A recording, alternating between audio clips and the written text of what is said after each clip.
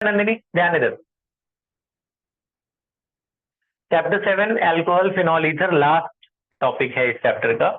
Important mechanism, actual में mechanism इन्होंने बीच बीच में दे रखी है, मैंने एक साथ सारी मैकेनिज्म लिख दी है। 4 मैकेनिज्म है ऑर्गेनिक में, यही चारों मैकेनिज्म आती है, मतलब 4 चैप्टर ऑर्गेनिक के, उसमें से अल्कोहल फिनॉल ईथर के अंदर ही 4 मैकेनिज्म है, वही ज्यादातर पूछी जाती है। सबसे पहला है बेटा हाइड्रेशन ऑफ इथीन। इसका बेसिक क्या था मैं आपको याद दिला दूं। ऐसा था, जैसे आपके पास इथीन है, CH2, बेसिक रिएक्शन ये थी, इथीन है। इथीन में जब आप पानी डालते हो H2SO4 के साथ, जब इसके अंदर हाइड्रेशन करते हो, पानी ऐड करते हैं, वाटर ऐड करते हैं इन प्रेजेंस ऑफ H2SO4, तो H2SO4 क्या करता है, इनके बीच के बॉन्ड को तोड़ देता है और H2O को अलग अलग कर देता है। H2O में से क्या आयनाइज होगा, H और OH, और जब इनके बॉन्ड टूट जाएंगे तो इनके पास एक एक खाली जगह बचेगी दोनों के पास। एक जगह OH लग जाता था और एक जगह H, ये वाला H ऐड हो जाता था, तो ये इथेनॉल बन गया। इथीन से क्या बन गया, इथेनॉल। तो ये तो हमने एक ही स्टेप में कर दिया। इसी की मैकेनिज्म है कि ये कैसे आया। ये 3 स्टेप में आपको याद रखना है कि ये डायरेक्ट जो हुआ वो क्या क्या हुआ, पहले क्या हुआ। तो सबसे पहले देखो, ये हमारी मेन रिएक्शन है। सबसे पहले क्या हुआ, सबसे पहले होता है प्रोटोनेशन। आप ये मेन कीवर्ड से याद रखिएगा। सबसे पहले क्या होता है, प्रोटोनेशन। प्रोटोनेशन में क्या होगा कि सबसे पहले ये यहां अटैक नहीं करता, इन दोनों की आपस में रिएक्शन होती है, H2 और वाटर की।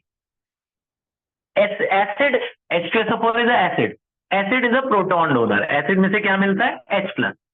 एसिड में से क्या मिलता है, H+। तो एसिड हमें H+ देगा। तो सबसे पहले H+ अटैक करता है वाटर के ऊपर, तो सबसे पहले प्रोटोनेशन होता है वाटर का। तो वाटर जब H+, क्योंकि water is a conjugate base as well as conjugate acid. Water acid का भी काम करता है, बेस का भी। तो वाटर प्रोटॉन को एक्सेप्ट कर लेता है, तो H+ एक्सेप्ट कर लेगा तो H3O+ बन जाएगा। तो water is a medium to give their H+ to the alkene. अब ये वाटर अपना H+ लेके जाएगा और इथीन, अब इथीन की बारी आएगी। अब इथीन पे H3O+ हाइड्रोनियम आयन अटैक करेगा और अपना H इसको दे देगा। अब यहाँ से डबल बॉन्ड टूटा, देखो आप, ये H आ गया, ये H इसी का है। वाटर के पास एक एक्स्ट्रा H था ना, वो अपना H उसने इसको दे दिया, H दे दिया, डबल बॉन्ड टूटता है। आपने पढ़ा होगा 11th क्लास में, there is a reaction called electromeric reaction. एक हमने प्लस ई इफेक्ट और माइनस ई इफेक्ट पढ़ा था, याद है। जब डबल बॉन्ड में आप पॉजिटिव इलेक्ट्रोफाइल ऐड करते थे, जैसे हमने हमने कोई भी एक इलेक्ट्रोफाइल ऐड किया, से E+ इज एन इलेक्ट्रोफाइल हमने ऐड किया, तो डबल बॉन्ड तोड़ के ई कहीं एक में लग जाता है, चाहे इस पे चाहे उस पे। अगर डबल बॉन्ड को वो तोड़ता है तो ये कार्बन अपना इलेक्ट्रॉन इसको देगा, तभी वो ई के साथ बॉन्ड बनाएगा। तो जो इलेक्ट्रॉन देगा उस पर क्या चार्ज आ जाएगा, प्लस। तो जब डबल बॉन्ड टूटता है तो ई दोनों में से किसी एक पे लगा देना और उसका पॉजिटिव चार्ज नेक्स्ट पे ट्रांसफर कर देना। तो यही हुआ, देखो यहाँ डबल बॉन्ड टूटा है, दोनों में से एक को H इसने अपना दिया है, सेकंड वाले को दिया है, देखो कार्बन को H, ये H दिया है। और जिस पे H लगता है उसके नेबरिंग कार्बन पे प्लस चार्ज लगता है, क्योंकि वो अपना इलेक्ट्रॉन इसको देगा। ये कार्बन अपना इलेक्ट्रॉन इसको देगा, तो जो इलेक्ट्रॉन लूज करता है उस पर क्या चार्ज आता है, प्लस।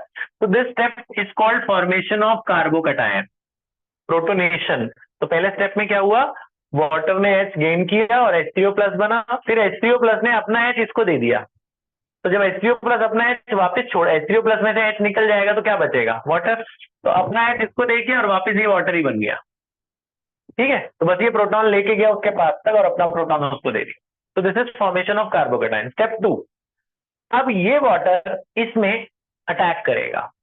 ऑक्सीजन पे होता है लोन पेयर और इस कार्बन पे क्या चार्ज है, प्लस। प्लस माइनस को अट्रैक्ट करता है, तो ये वाटर अपने लोन पेयर की मदद से इस प्लस के साथ बॉन्ड बनाएगा। अब देखो, ये नेक्स्ट स्टेप है addition of water.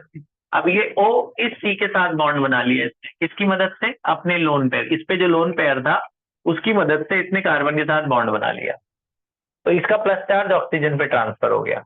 This is addition of water. Water add हो गया ना, H2 ऐड हो गया इसमें, तो ये H2 ऐड हो गया, एडिशन ऑफ वाटर। अगला स्टेप, डीप्रोटोनेशन।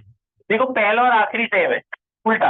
पहले में प्रोटॉन ऐड हुआ था, H आया था, अगले स्टेप में प्रोटॉन निकल जाएगा, उसको क्या बोलते हैं, डीप्रोटोनेशन। डीप्रोटोनेशन में क्या होगा कि भैया आपके पास ये कंपाउंड था, ऑक्सीजन 3 बॉन्ड तो बनाता नहीं है, ऑक्सीजन तो 2 ही बना सकता है, तो एक प्रोटॉन उस पर एक्स्ट्रा है, तो ऑक्सीजन क्या करेगा, एक वाटर लूज कर देगा। कैसे, फिर से इसमें पानी डालोगे आप, पानी तो बहुत सारे मॉलिक्यूल है, देखो एक वाटर एक्स्ट्रा डाला है, तो वाटर डालोगे तो ये H ले जाएगा, तो ये वापस H ले गया। ये यहाँ पे बेटा ठीक कर लेना, दिस इज H3O+, आप ये ठीक कर लेना। तो वाटर वापस H ले गया, मतलब जो उसने दिया था वापस वही बन गया वो। यहाँ से वाटर एक H ले गया, जब एक H ले गया तो ये OH ही बन गया ना कंप्लीटली, तो ये OH बन जाता है, तो इथीन से इथेनॉल बन जाता है, इथीन से इथेनॉल। तो पहले देखो, फिर से देखो क्या हुआ। पहले स्टेप में प्रोटोनेशन हुआ, वाटर ने H लिया और इसको दे दिया, पहले स्टेप में H ऐड हुआ। दूसरे स्टेप में एडिशन ऑफ वाटर, ये वाटर इस कार्बन के साथ उसने बॉन्ड, इस वाटर ने ऑक्सीजन की मदद से कार्बन के साथ बॉन्ड बना लिया, addition of water. Next step deprotonation, oxygen पे 3 बॉन्ड होते नहीं है, तो एक H वो छोड़ देता है, तो एक H वापस पानी लेके चला जाएगा, तो एक H उसने छोड़ दिया, तो यहाँ OH बन गया, तो इथीन से इथेनॉल बन गया। तो this is hydration of ethene to form ethanol. अगली मैकेनिज्म इसी का ऑपोजिट, उल्टा कर देना से अब सारा। अगला है, अगला क्या है कि भैया हमारे पास है इथेनॉल, उससे हम इथीन कैसे बनाएं। इथीन से इथेनॉल बना लिया पानी डाल के। अब अगली रिएक्शन क्या है, हमारे पास है ये प्रोडक्ट, और इससे वापस रिएक्टेंट बनाना है, मतलब हमारे पास क्या है CH3CH2OH, इसको हीट कर दो H2SO4 के साथ।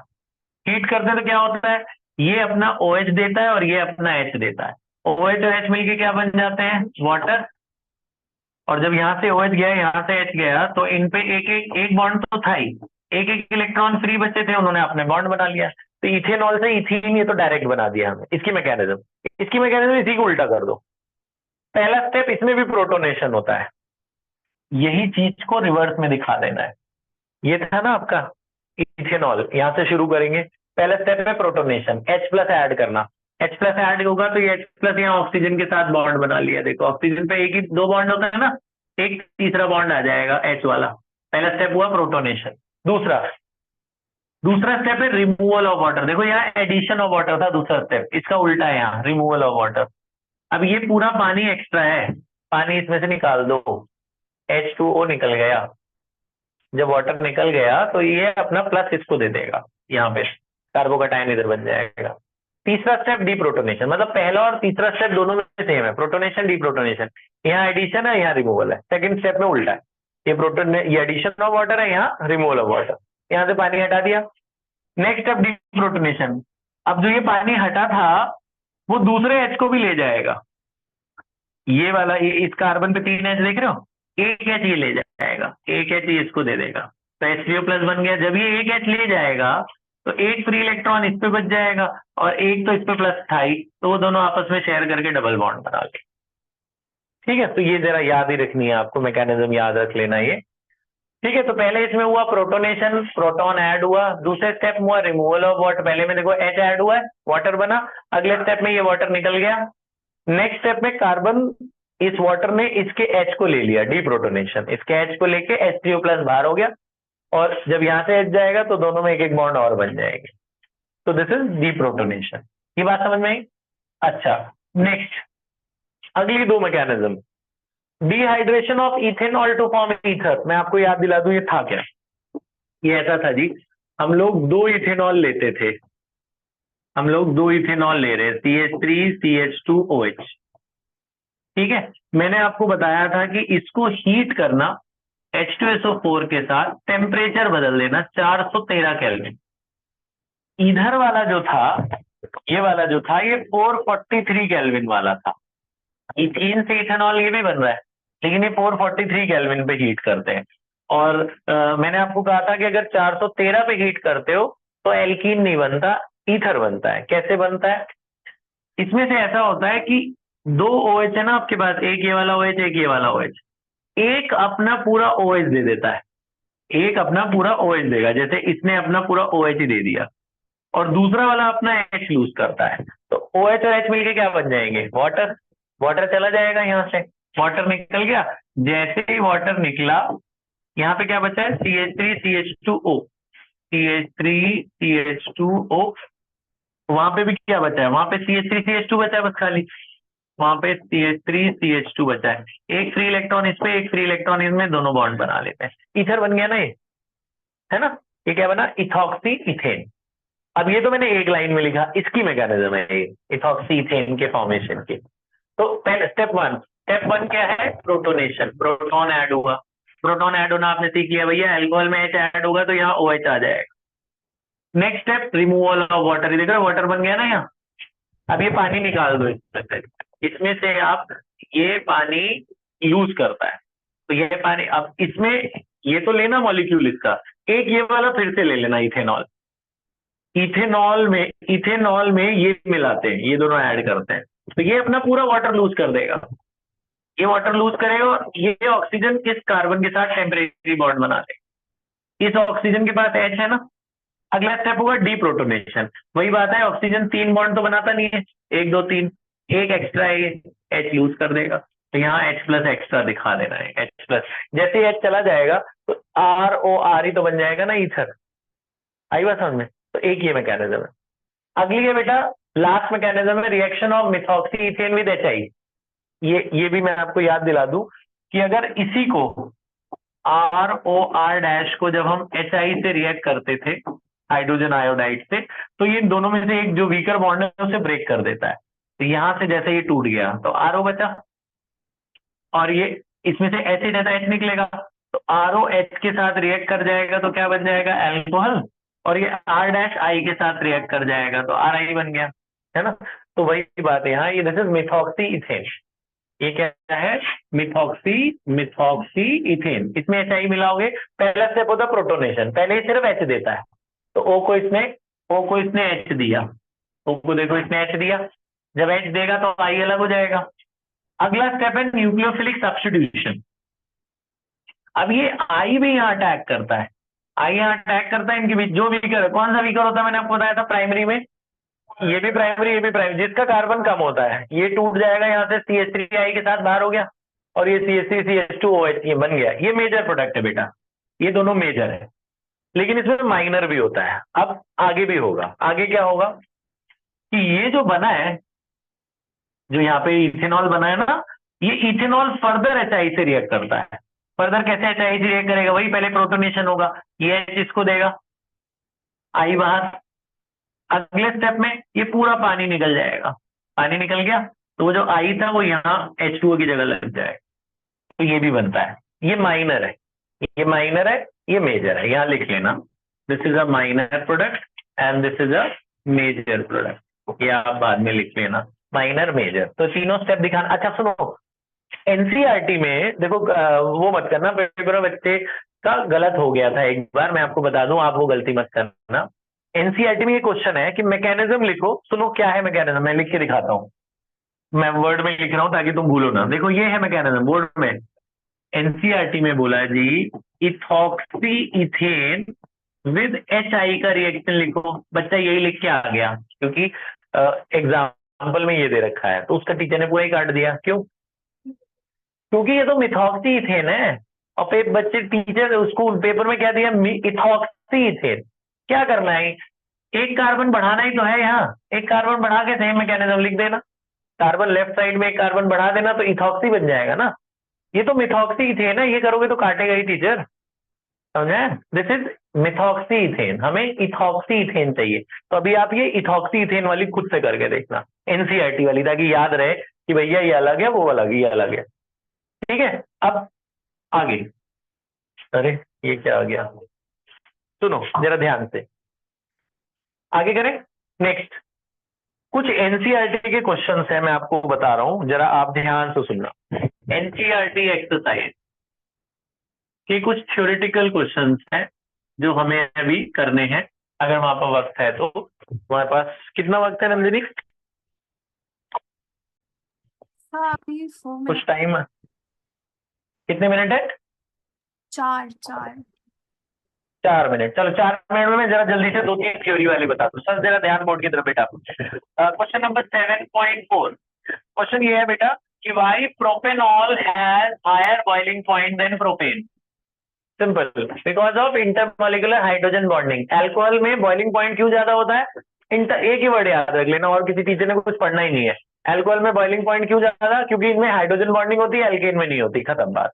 नेक्स्ट क्वेश्चन, 7.5 ये मैं भी लिखवा दूंगा। अगला क्वेश्चन है अल्कोहल पानी में घुल जाते हैं, बाकी नहीं घुलते, एल्केन वगैरह वही same, because alcohol can form hydrogen bonding with water molecule, तो इनके आंसर हाइड्रोजन बॉन्डिंग है। एल का बॉइलिंग पॉइंट क्यों ज्यादा, इंटरमॉलिक्यूलर हाइड्रोजन बॉन्डिंग होती है इनमें। दूसरा, ये पानी से क्यों घुल जाते हैं, क्योंकि वाटर के साथ हाइड्रोजन बॉन्डिंग बना लेते हैं, इसलिए पानी से घुल जाते हैं अल्कोहल। फिर अपना है अगला क्वेश्चन है 7.8, ध्यान सुनना बेटा। जब हम नाइट्रेशन करते हैं तो आपको मैंने उस टाइम पे भी बताया था कि फिनॉल के नाइट्रेशन में एक ऑर्थो वाला नाइट्रो बनता है और एक पैरा वाला नाइट्रो बनता है। आपसे पूछा गया था, मैंने प्रॉपर्टी बताया था, which is steam volatile and why, which is two steam volatile, ortho, this one is steam volatile. ये वाला नहीं होता, क्यों, इनमें हाइड्रोजन बॉन्डिंग बन जाती है ना, इनमें इंटरमॉलिक्यूलर हाइड्रोजन बॉन्डिंग बनती है, इनमें इंट्रा बनती है, इनमें नहीं बनती।